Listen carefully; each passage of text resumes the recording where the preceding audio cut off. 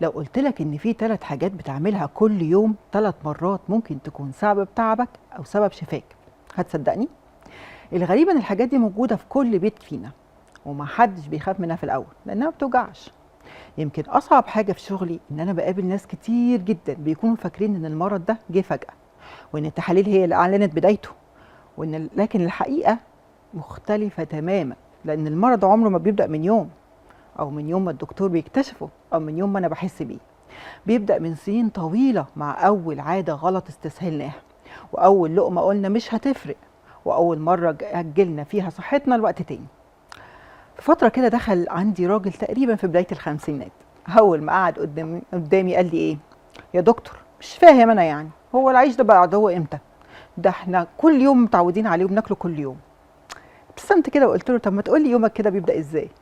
قال لي أول ما بصحى من النوم لازم أشرب شاي كده بسكر ورغيف عيش بلدي وجبنة أو مربى، وبعدها بساعتين كده قهوة بقى ومعاها بسكوت، ولما اتغدى لازم يكون في رز أو عيش أو مكرونة أو التلاتة مع بعض. أمال هشبع إزاي؟ وبعد العصر بقى عايز حاجة مسكرة كده أعرف أكمل بيها شغلي، تديني طاقة بقى كده. وبالليل أهو أي سندوتش وخلاص. وبعدين بصلي قال لي على فكرة أنا ما باكلش كتير.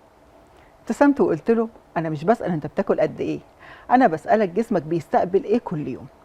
وبدأت ببص على التحاليل كده، لقيت طبعا سمنة، سكر، ضغط، دهون ثلاثية، دهون على الكبد، كوليسترول، زيادة كبيرة في محيط الوسط، طبعا آلام في الركب والظهر، وخمول بعد كل وجبة.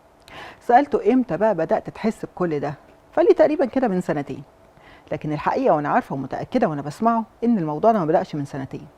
اللي حصل بدأ من عشرات الآلاف من اللقم اللي احنا بناخدها كل يوم وفاكرينها ان هي عادية. ما جاتش على دي يعني مش هتأثر. كل مرة السكر كان بيعلى، البنكرياس بيشتغل اكتر، كل مرة الالتهابات بتزيد شوية اكتر، وكل مرة الخلايا بتتعب اكتر واكتر من غير ما الجسم يبتدي يصرخ. لكن في الاخر الجسم قال انا مش قادر استحمل، كفاية. وبعدها بايام كده دخلت عندي تقريبا في اخر الثلاثينات، ماسكه في ايديها بنتها الصغيره، وقالت لي انا خايفه عليها قوي، بقت بتحب الحلويات اكتر من الاكل واكتر من الاول بكتير، كل شويه تعبانه، كل شويه عايزه تنام، كل شويه جعانه. سالتها طيب هي بتفطر ايه؟ قالت لي يا حبوب الجاهزه، او مثلا شوكولاته وكرواسون وعصير. قلت لها طب والغدا؟ قالت لي اي حاجه المهم تاكل. وقتها بصيت للبنت الصغيره دي وفكرت في حاجه وجعتني قوي. البنت دي ما اختارتش اكلها، احنا اللي اخترناه لها، مامتها يعني هي اللي اختارته لها.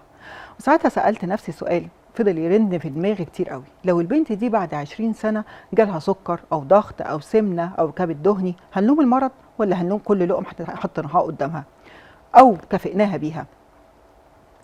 لو فضلت تكبر على نفس الشكل ده وبنفس الطريقه دي، يمكن بعد 10 سنين نقول يا خساره المرض جه بدري، مع ان الحقيقه ان المرض ما جاش بدري، احنا اللي بدأناها بدري شويتين. وعشان كده انا كاخصائيه تغذيه وهيلث كوتش عمري ما بشوف ان الاكل مجرد سعرات حراريه، انا بشوفه رساله. كل لقمه بتدخل جسمك بتقول لخلاياك تعمل ايه بالظبط، تبني ولا تهدم، تقاوم المرض ولا تستسلم ليه، تهدي الالتهابات ولا تزودها، تحافظ على هرموناتك ولا تلخبطها. ممكن عشان كده احنا بقينا بنخاف من البيض ونطمن للبسكوت، بقينا بنخاف من الدهون الطبيعيه ونروح من المهدرجه، بقينا بنعتبر السكر مكافاه يوميه، مع ان الحقيقه عمر جسمنا ما اتخلق علشان يعيش على السكر طول اليوم، ولا على الدقيق الابيض في كل وجبه، ولا على الاكل اللي بيبقى مصنع كتير قوي، المعلبات اللي بقت موجوده في كل بيت. الحقيقه ان البروتين المظبوط الغير مصنع والدهون الصحيه والكربوهيدرات المعقده والخضار مش رفاهيه ابدا، دي احتياجات اساسيه للجسم، دي اللغة اللي جسمنا بيفهمها. والأجمل من كده إن تغيير أسلوب حياتنا مش بس بيساعدنا إن احنا بنقلل فرص الإصابة بالأمراض المزمنة زي السكر وأمراض القلب والسمنة وارتفاع ضغط الدم والكبد الدهني، لكن كمان ممكن يكون جزء أساسي من رحلة العلاج.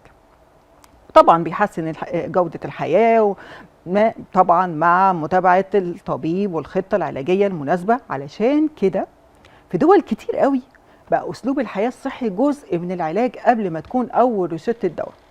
وعشان كده دايما بنقول إن كل وجبة هي قرار بيقربك من الصحة أو قرار بيقربك من المرض. الفرق ما بين القرارين يمكن يكون مجرد لقمة أو أسلوب حياة غلط، لكن كمان ممكن يكون كمان عمر أطول، عمر أصح. الناس بتفتكر إن الأمراض بتبدأ في المستشفى، لكن الحقيقة إن أغلب الأمراض دي بتبدأ على السفرة. عشان كده أنا عايزاك النهاردة ما تفتكرش آخر تحليل عملته كان إيه، تفتكر آخر وجبة أكلتها كانت إيه، لأن مستقبل صحتك ممكن يتكتب في ورقة تحاليل، بس مستقبل صحتك الأحسن هو اللي بيتكتب على سفرتك كل يوم. كل وجبة بتاكلها، كل لقمة بتختار تدخلها لجسمك. فخليني أسيبك كده قبل ما أخرج للفاصل لسؤال: لو عرفت إن كل لقمة بتاكلها النهاردة هي هتكتب تقرير صحتك بعد 5 سنين، هتختار برضو تاكلها بنفس الطريقة؟ وبعد الفاصل إن شاء الله هنتكلم أكتر مع ضيفتي العزيزة دكتور هاجر الصادق، أستاذ مساعد بكلية الصيدلة قسم الأدوية والسموم، واستشاري صحة نفسية وعافية شمولية، ولايف كوتش معتمد من الاتحاد الدولي للكوتشنج PCC، عن الهيلث كوتش. يعني إزاي يعني نقدر نحول الأكل من سبب مرض لأسلوب حياة يحمي صحتنا وصحة أولادنا، لأن الوقاية الحقيقية بتبدأ من أول لقمة أنت بتاكلها، ولأنك أنت السبب وأنت الحل، فالتغيير دايما بيبدأ من جواك